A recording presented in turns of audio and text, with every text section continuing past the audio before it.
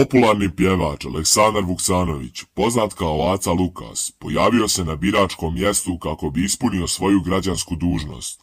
Njegovo glasačko mjesto je na Voždovcu, u Višoj elektrotehničkoj školi. On je došao u opuštenom izdanju, a bio je i dobrog raspoloženja. Na konstataciju da je brzo glasao, Aca se u šaljivom tonu nadovezao. Bilo mi je teško da se odlučim, morao sam da pročitam sve kandidate. Na pitanje da li će se možda jednog dana on pojaviti na nekoj listi, pjevač je odgovorio: ne vjerujem, ja se ne bavim politikom, već samo muzikom, ja sam umjetnik.